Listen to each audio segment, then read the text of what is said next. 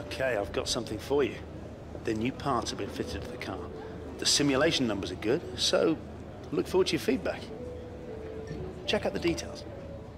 Yes guys, career mode is back and we are here once again for episode number 4 of season number 6 for the Russian Grand Prix. It's been a long time without career mode and hopefully now these episodes will come out far more regularly than in the past. And like I said, daily uploads from now on out, hopefully if all goes well. But here we are for Sochi for round number 4 of the season. If you guys are excited for the return of career mode, then slap a like on the video as we jump straight into Friday practice. As you can see here at Sochi, a pretty good track for us and a very positive Friday practice session, getting some good R&D points saved up, and the new upgrades in the car working pretty nicely as we had a double engine upgrade for this race. So very positive things going into this race weekend, and I'm very much looking forward to it to see how we can perform. It's been a while since I've really driven F1. I just don't play the game at all, so I feel a bit rusty and I'm hoping that doesn't affect me too badly. But overall, Friday practice was very successful and we're now going to move into Saturday qualifying, a very wet Saturday qualifying at Sochi. And straight away when I saw the rain, I was instantly concerned because my car does not like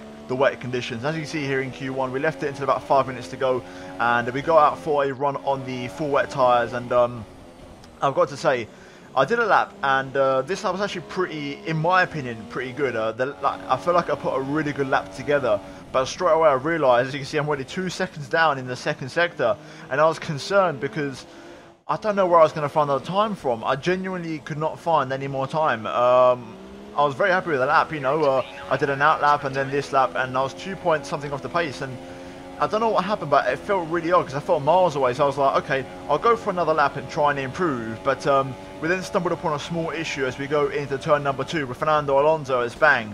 There you go. Just sort of a real mixed bag. Alonso sort of lost a lot of speed all of a sudden into the brake zone. And then I was going to go to the inside, but then he sort of swerved and I didn't know where to go. And obviously by that time it was too late for me to react. And yeah, we finished last. If you look at the lap time, over 3 seconds off the pace, there was absolutely no chance, even if I'd gone for a second attempt, I was getting out of Q1. So, very concerning, to be honest. It just seems that when it rains, I have absolutely no pace in this Williams car, which is a real concern. But hopefully we can put that behind us. We are going to start from the back, so obviously, logically, we are going to use this as an opportunity to try and get a new engine on the car and a new gearbox. So that's going to be 6 engines for this season now. We're only at Russia, so it just goes to show how much of a shaky start to the season we've had so far. But we're going to have, obviously, we're going to transition back to power unit number 2. We're just basically buying power unit 6 so that we don't have to take the penalty at a later date, and we can actually have that power unit available to us for the rest of the season. But overall, as you can see, we are going to stick with power unit 2 and gearbox number 2. But yeah, guys, without further ado, we are going to jump into the race now to see what we can do from a last to first or last to question mark challenge. Right, here we are on the grid then for the Russian Grand Prix, and it's actually not P20, it's P19. I believe someone got a penalty. I think it might have been Carlos Sainz who picked up a grid penalty also. So once again, I think for the second or third time this season, starting from the back, obviously, using the opportunity to take a new engine because after that poor qualifying yesterday, which ultimately ended in a disaster because I was going to go for 2 runs, but you saw what happened, so that sort of just put us to the back of the grid. But even still, our pace in the wet was really, really poor, so that was a bit of a cause for concern. But either way, Sunday, a brand new day and a brand new opportunity. With a couple of engine upgrades, I'm looking to do some damage here today. And if we look at the race strategy, actually, to be fair, it's looking pretty good. Obviously, a one-stop around Sochi, and we're going to go from the super softs onto the ultras. Pretty straightforward strategy. I might bring it forward by a lap, possibly. And also, fuel-wise, we've just gone over a little bit, just by around half a lap. But overall, I'm looking forward to this race, actually. I actually think we've got a lot of patience in this car because I went fastest in free practice, which doesn't often happen. So when that does happen, it's normally a good sign. So hopefully, we're going to have a good race here today. And without further ado, we're going to jump straight into the Russian Grand Prix. And my first race I've actually recorded in about 2 weeks. So let's hope this all goes according to plan. So let's go straight into the race. Right then, here we go. We're going to get ready to the 5 red lights for round 4 of the season.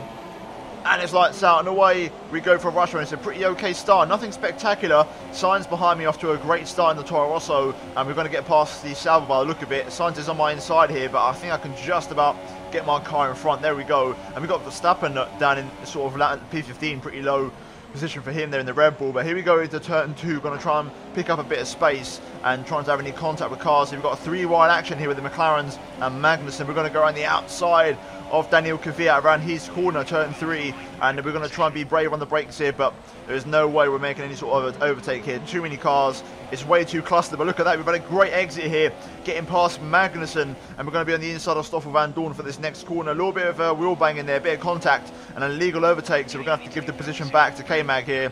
So there we go, we've given it back, we've lost the position, and Magnussen's trying to overtake me in the process and trying to be sneaky about it, but here we go up the inside through here. I should be able to hold on, and there we go, we close the door on Kevin Magnussen, and we're up into P13, so really good first lap here, very good start to the race on the super soft compound tyres. And now let's try and settle into a bit of a race rhythm here, and try and get past Van Dorn, and then try and make our way into the top 10, because I do think we've got some good pace around this track. At the moment, looks like there is a bit of a breakaway in the front pack, and someone's going a bit slowly up ahead. I think it might actually be my teammate who's causing a bit of a train here. You can just about see up the road various cars starting to bunch up now, and this train is starting to form here. So this is going to be a good opportunity for us to make some overtakes and pick these guys off one by one. DRS is now enabled, so with us being the best power unit on the grid, it should be pretty good for us to try and make some overtakes. So let's try and tactically line these overtakes up and try and pick them off one by one. We're going to kick things off with Stoffel Van Dorn. Right then, here we go, another personal best, and it looks like I could be close enough here. Van Dorn will have DRS, but it is a McLaren at the end of the day. So here we go, we've got a huge slipstream on the Belgian. We're going to commit to the inside into turn 2. Van Dorn's going to be very good on the brakes, but I'm just going to take the inside line and close the door, and there we go, up into P12. So nice overtake there on Stoffel. We can now go after Jolyon Palmer. Yet another personal best, and I don't think Palmer will have DRS on his teammate in front of him. It might be close. Yes, he does. He just has it, but I've got a huge momentum boost on the British driver. We're going to go to the outside this time and try and get him on the brakes before turn 2. Close the door on him on the inside, and there we go. Lovely overtake on Palmer. One position shy of the points. Let's try and push on here and try and get past this train of cars. Our pace is very good so far, and I feel very encouraged by it because we are on a slower tyre, so this is very good early viewing for us this race. I'm still doing personal best, but I'm just struggling to get within that DRS window of Nico Hulkenberg. I feel like these 4 guys in front of me have just found a little bit of pace. However, now looking at that, you can see Hulkenberg attacking Daniel Ricciardo here, so this is going to be an opportunity for me to gain some time. He's made the move stick, but I'm now going to be within DRS thanks to the overtake. So that is very well received for me, and that is a very welcome overtake from the German, as I'm now going to be on the back of Daniel Ricciardo. Oh, Ricciardo's just had a puncture, I think. He's just had a massive slowdown, and he's come to a grinding halt. So Ricciardo with car issues, I'm pretty convinced that's a puncture, even though there's something weird that's happened. But I think, yeah, Ricciardo definitely has got a puncture or some sort of car issue, because he's just dropping back now. So that's us into P10 and into the points, as Vettel does the fastest lap of the Grand Prix. And we're now going to be on the back of Hulkenberg again. The question is, can we get within DRS? This is going to be the real challenge. Okay, never mind. I've just realised Ricciardo has not had an issue. He's still behind me. I thought he went through the field. I wasn't really looking at the top left. I saw a dot on the mini-map sort of dropping back through the field, and I thought it was Ricciardo. But Ricciardo's still there with me, so never mind. Either way, we are still in the points. But we're going to have Ricciardo for company, I think. On that last lap, Grosjean and Hulkenberg switched positions, so we're now going to be trying to take the Haas driver next and trying to get into P9. Right then, cars in the pit lane. Grosjean and Hulkenberg do come into the pits here, so that's going to promote me into clean air, which is good. Also, my teammate is in as well, and also a bunch of other cars as we go even faster still. Another personal best, 1 minute 37 dead. So we're still improving here, constantly going faster, and there we've got Sebastian Vettel. So we're up into P4 momentarily, and we're going to try and stay out for about another 2 more laps here. So lap 14, I'm probably going to come in for the the Ultra Softs. So so far so good, we're looking pretty in control. I want to see now what my pace is like on this tyre in clean air, with Sebastian Vettel on a fresh super soft behind me. Okay, the rest of the cars are in the pit lane, but Sebastian Vettel is the man who's going to go for the move here. I'm going to let him have the inside. I'm not going to defend too hard, but Sebastian just can't seem to make the move just yet. He's trying to get with DRS here, but I can just about get my car in front with the brakes. Can I hold it around the outside? Yes, I do. There we go. We hold on to first place for now. Sebastian Vettel is the net race leader here, so this is good stuff from us. Okay, Sebastian this time is very close with DRS. He's going to pull to the inside, and we've got Kimi Räikkönen for company as well, who's going to get boxed in. I'm going to force the Ferraris to go side by side here, whilst we hold on to our race lead, and Räikkönen and Vettel scrapping it out here at Sochi. I'm also giving the opportunity to the cars behind, like the Mercedes, to try and close in on these 2 Ferraris, to try and make something happen. These 2 Ferraris are still scrapping it out behind me, which is very good. I'm going to stay out for 1 more lap here, because I don't want the Ferraris to win the race if possible, and also I've still got a bit of tyres left, so I want to try and make these last and give myself the best chance on the ultras at the end to really push to the maximum of my capacity. But here we go, we managed to actually break the DRS here, and we've got, I think it's Ocon, who's very close to Sebastian and Raikkonen here, so he could potentially go for the move as Hamilton goes fast here. So plenty of action going on behind us here. Ferrari side by side, Force India not too far behind, but we're going to hold on to the lead here until we come into the pits at the end of this lap by the look of it.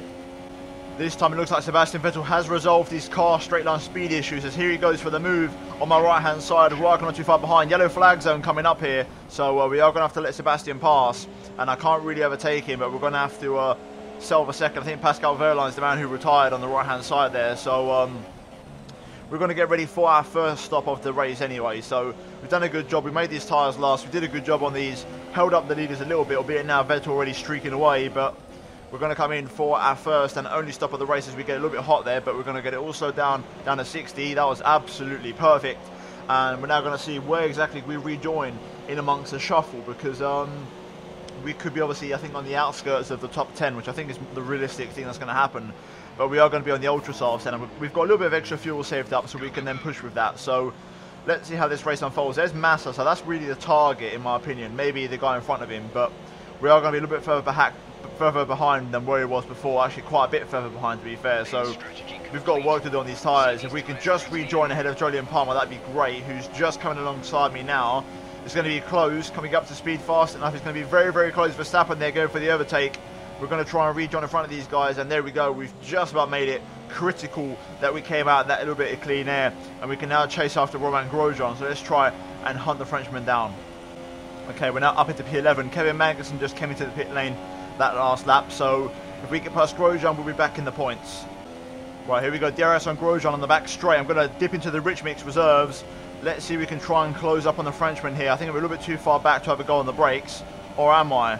Do I go for it? No, I'm not. I'm going to hold back for now. I could have gone for the overtake there. Purple middle sector, we're looking very racy at the minute on these tyres, and I've got to put these to good use, so I can't get stuck behind Grosjean for too long here. So I'm going to try and make a pop into the penultimate corner, I think, out of here. Get a good bit of exit speed, a bit of traction there, and that wasn't ideal. A little bit of oversteer just sort of set me back, but we are very close to Romain here. So we're just going to sit behind, I think, and wait for the DRS on the main straight, and then we'll pass him comfortably. There we go, across the line, 34.9. Absolutely incredible improvement on the lap time there. And here we go, right in the situation with Grosjean. We're going to open up the DRS, pull to the inside, and Grosjean giving me a bit of a nudge there, letting me know that he's still there, but a little bit over the top when it comes to being defensive there, Romain. But either way, we're into the top 10 now and back into the points, and we've still got 9 laps to go in this race, so let's try and push on here and chase after Nico Hülkenberg. Right, there we go, into the 34.8s just about, and still pushing on here. We're now pretty much within DRS of Hülkenberg. It won't be this lap, but for the next DRS zone, I definitely will be, and we're closing in on the German. Right, through the final corner, very close to Hülkenberg here, and pretty much matching my final personal best on the last lap. But here we go, I'm still in Rich Mix. We're going to wait for the DRS to become available, and we're going to try and fly past the German. I think Hülkenberg is in Rich Mix himself, because he's going pretty damn quick in a straight line. But here we go, at the inside of turn 2, Hülkenberg giving me a squeeze, a little bit of contact there as he weaves over in the brake zone, but we're now up at the P9. Daniel Ricciardo up next, the man who obviously somehow surprisingly passed in some weird circumstances last time. Okay, Ricciardo's making an overtake on Perez, and I think Perez might have car trouble because he's going very slowly and dropping through the pack here, so Perez could be a possible overtake for us in the closing stage of this Grand Prix if we can just get close enough to the Mexican here.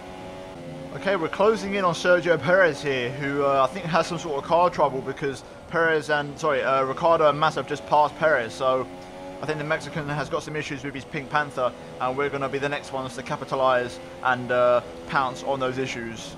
Okay, here we go, we're very close to Perez here. He's going defensive a little bit, but I'm going to commit to the inside and make the move. He's struggling on the braking into corners, and there we go. We've made the overtake on Perez quite comfortably, and we're up into P8. And now Ricciardo is going to start battling with Felipe Massa, so I'm hoping those two have a pretty tasty scrap. That's going to be my only chance of scoring a P6 this race, if those two have a nice little scrap, and that's exactly what they're having right now.